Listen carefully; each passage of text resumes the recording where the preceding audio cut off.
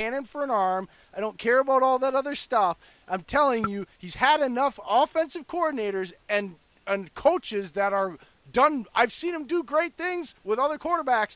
They can't get that's why they get fired. They can't get him to do it because he tried. He's had stints where coaches are like, yeah, I'm really impressed with his effort and everything. And then he goes out on the field, and he's the typical Cam Newton, and you can see guys like Norv Turner like tearing out what's left of their balding heads at 70 years old because they're like, well, it's not about him not buying in and not listening and not doing the stuff. That's why that's why all the reports have been good.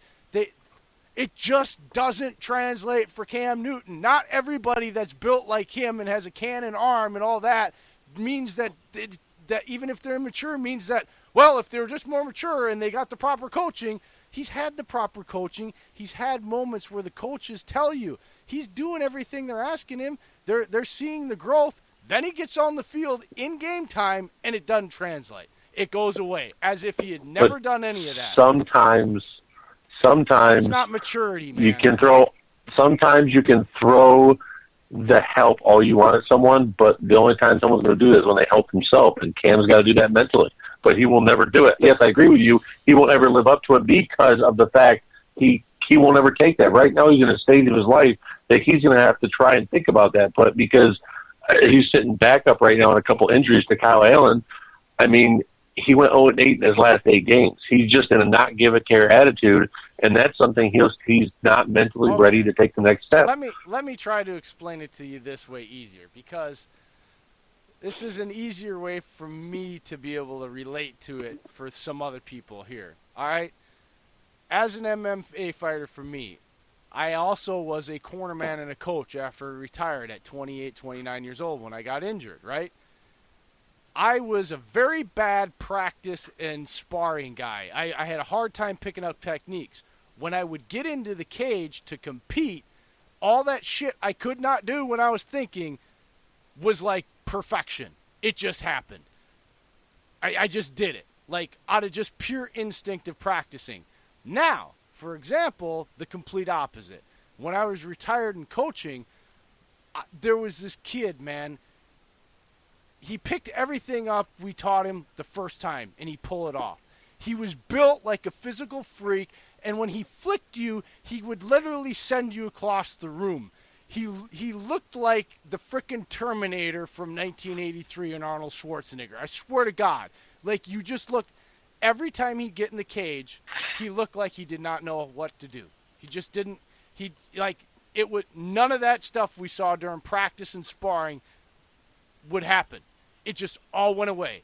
He had all the tools. If he would hit the guy, he would miss. He'd mistime his throws. He'd throw the wrong kick, wrong combination, open himself up, would parry when he was supposed to cover up. Just nothing translated. That is Cam Newton.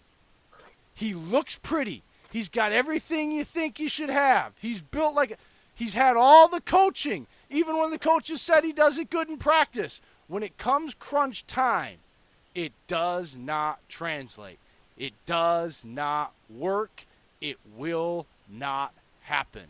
That's all I can tell you. That's the easiest way I can translate it for you. So you're telling me he hasn't taken a mentally elevated step, right? Just like I was arguing? No, because this kid I'm talking about... That's what you just said. No, if it doesn't translate, that's mental elevation. No, it's not. This kid... No, because you're telling me that it's maturity.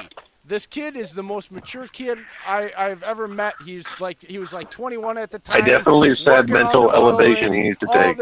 He did all this stuff. It's not mental elevation, dude, because I'm going to tell you this right now.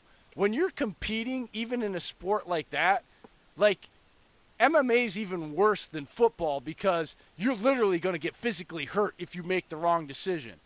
But yet there's still not enough time to go through all this thought process. So 99.9% of everything that happens while you're competing is really muscle memory.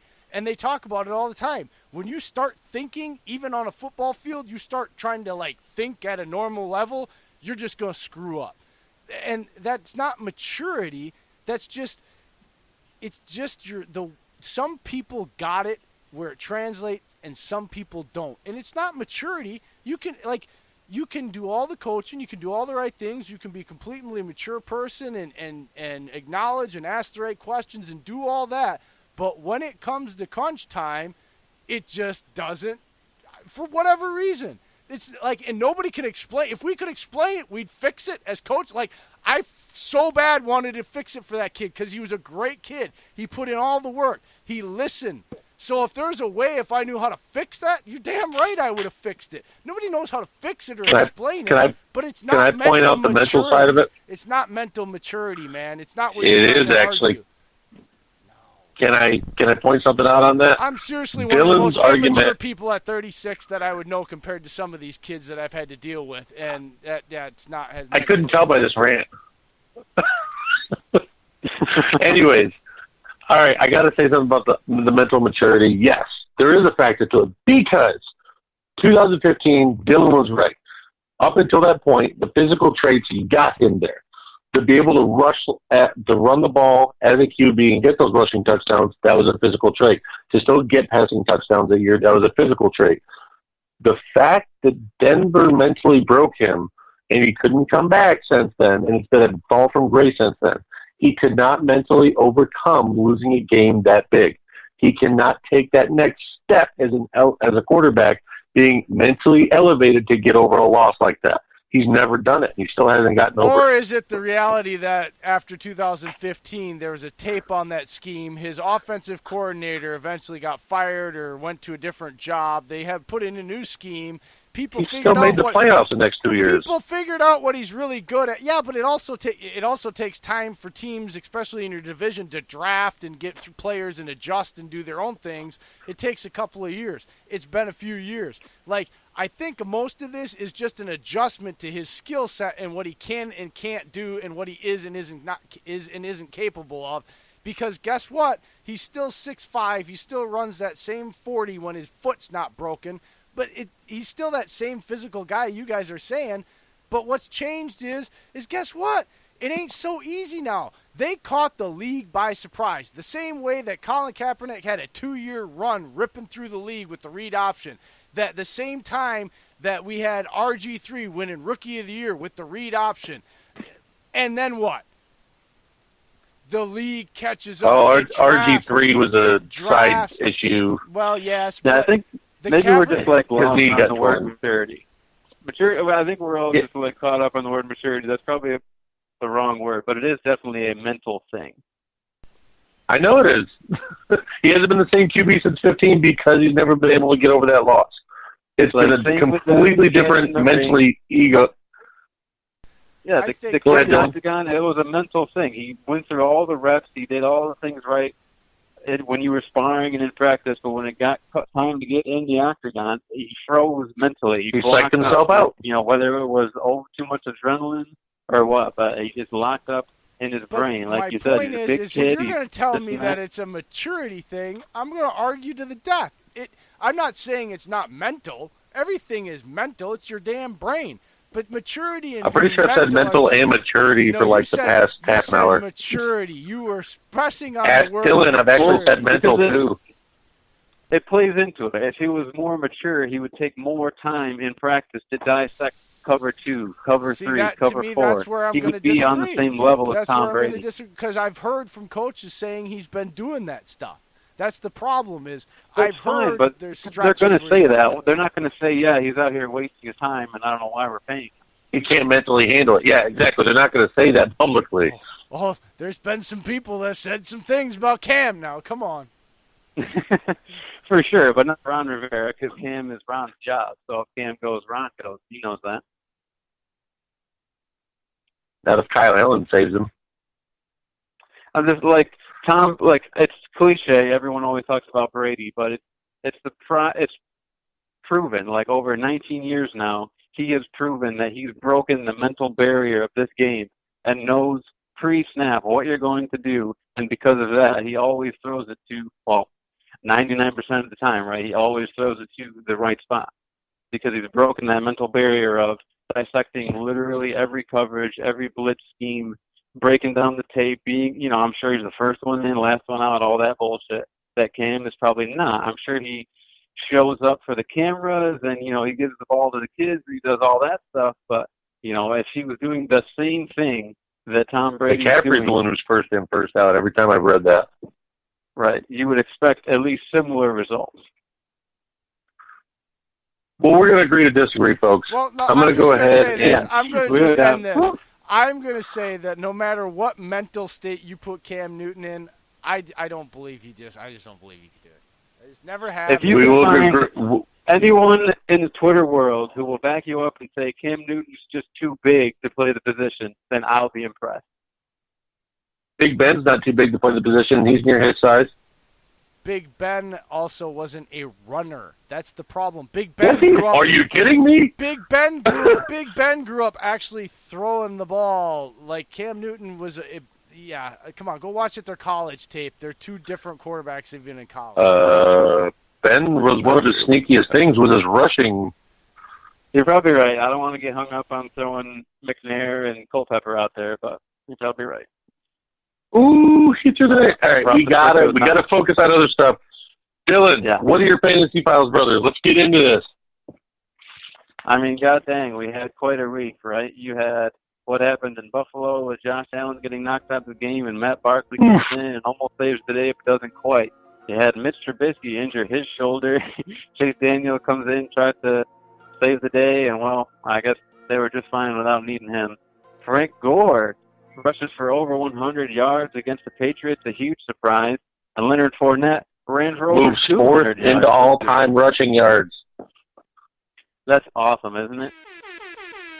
And he's only 248 yards away from Barry Sanders. And then a fantasy file side note, somebody beat Dave this week in their matchup.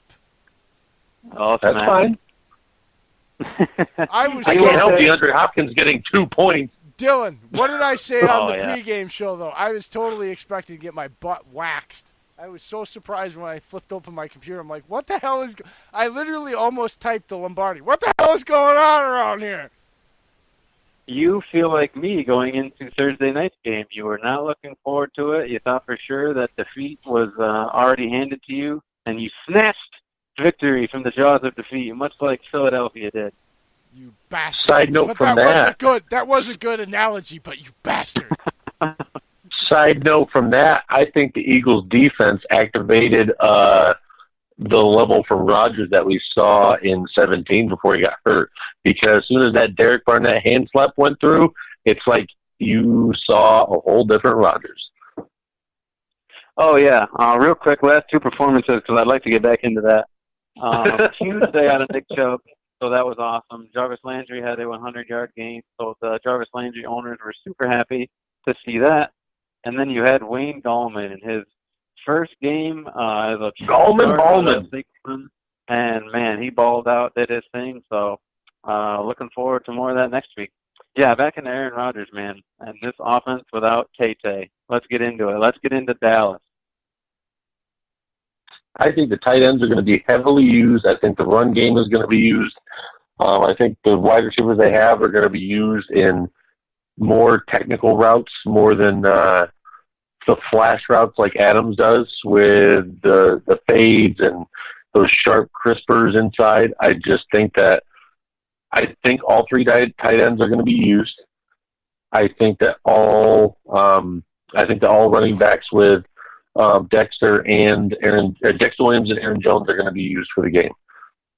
Have they had to activate another running back because of Jamal? Nope. It looks like they're sticking with Aaron Jones and Dexter Williams. Interesting.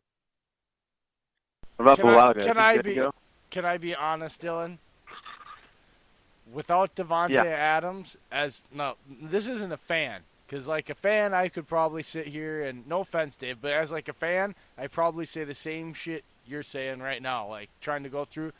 Honestly, as an analyst, like there's not enough tape for me to know what the hell they're going to do because Devontae Adams on tape literally sets everything up in the pass game because of what his capable. So I have no idea what to expect. Perfect setup for the run game. From an analyst standpoint, other than what I know was the last time they played was Aaron Jones' coming out party. So the only thing that I would hope I don't know what to expect, but I would hope would be that their run game would actually work with Aaron Jones and Dexter Williams. But honest to God,